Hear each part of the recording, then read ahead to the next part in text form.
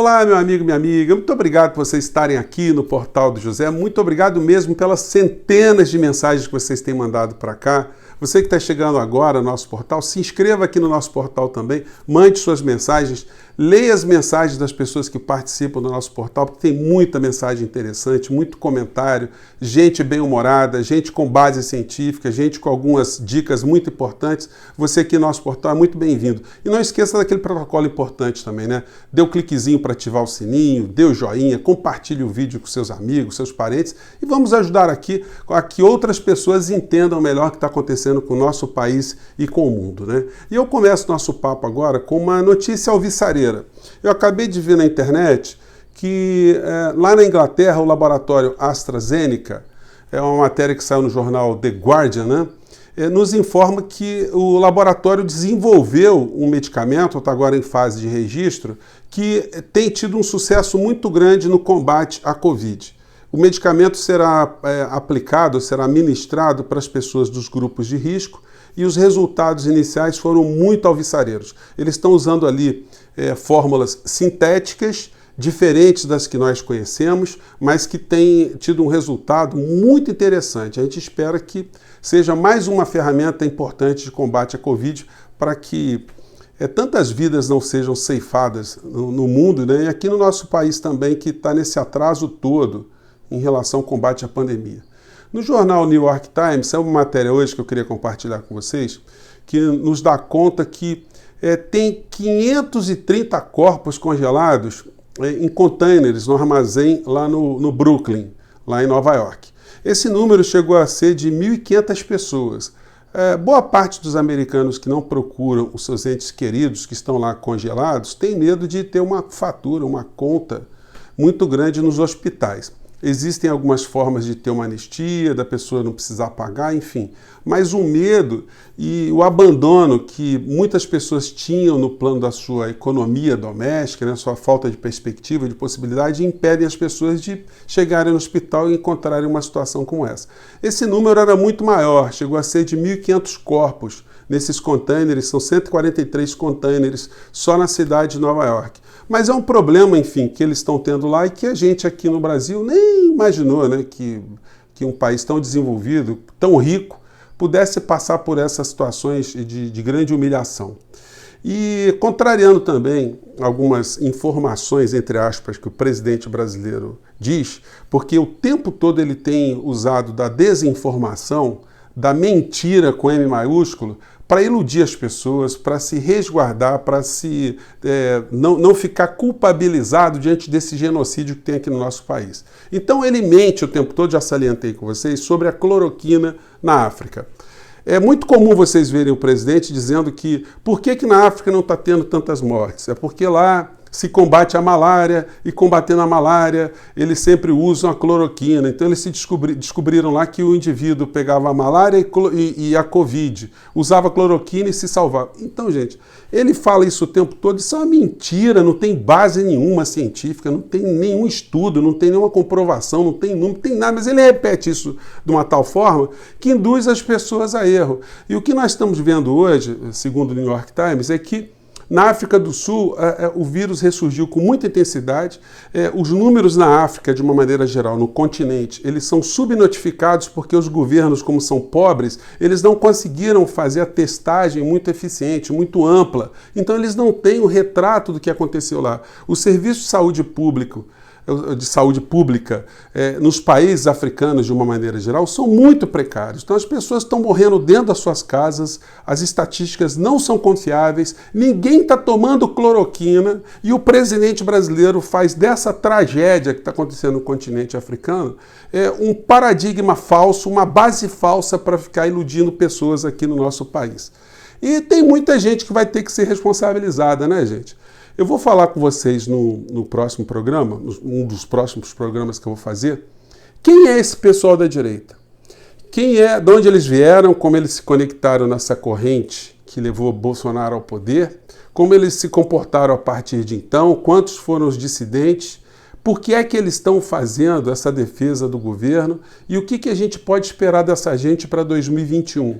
eles vão ser uma forma muito poderosa de formação da opinião pública? Ou será que hoje o desgaste dessa gente já está muito grande? Isso a gente vai avaliar um pouco mais à frente.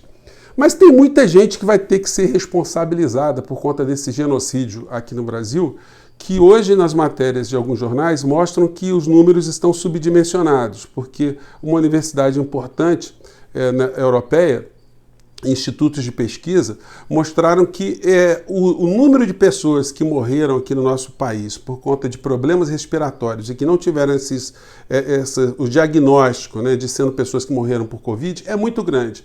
Provavelmente, então, nós temos um número de mais de 220 pessoas mortas no Brasil por conta da Covid-19. E os jornais estão nos dando a cada instante, e os meios de comunicação, mais elementos para que o presidente seja colocado no banco dos réus por conta desse genocídio. Hoje saiu uma matéria aqui no Globo, matéria despretensiosa porque eles não tiveram, despretensiosa do ponto de vista jurídico. Fizeram matéria jornalística, mas eu estou capturando aqui os aspectos jurídicos.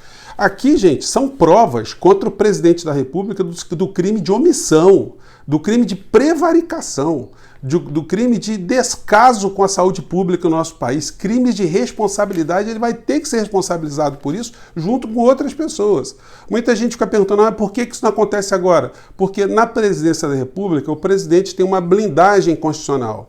Durante o exercício do cargo dele, é natural que isso aconteça também no sistema brasileiro e até em outros sistemas, que ele tem uma tranquilidade, né? Se ele for um governante correto, de não ser importunado, não ser embarreirado por ações sem fundamento. Então a Constituição garante que ele permaneça no cargo com a maior força possível, exceto em casos de impeachment, no caso de crime, onde o Congresso tenha que dar autorização para o processamento. Como ele comprou o Centrão, então não há a possibilidade do Congresso dar autorização agora para que ele seja processado. Mas e depois que ele perdeu o mandato?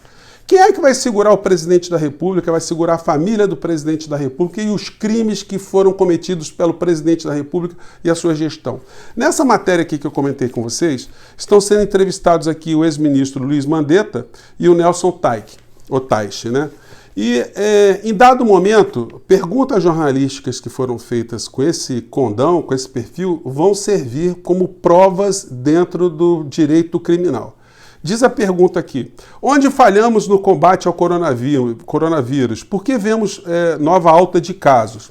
Aí ele responde, primeiro, porque o presidente não acredita no vírus. Até hoje não houve uma fala do presidente que ajudasse a saúde pública brasileira. E aí ele vai discorrendo sobre isso, mostrando que o presidente foi alertado e mesmo assim se omitiu, cometeu crime de omissão, de prevaricação. E aqui, em relação ao Nelson Teich, a pergunta foi no seguinte sentido, onde falhamos no combate ao coronavírus? Por que vemos nova alta de casos? Quer dizer, mesma pergunta, né? E ele responde, a Covid-19 suscita uma cooperação em todos os níveis e o que o Brasil não tem é planejamento, estratégia, liderança, coordenação e informação, mostrando também que o governo prevaricou.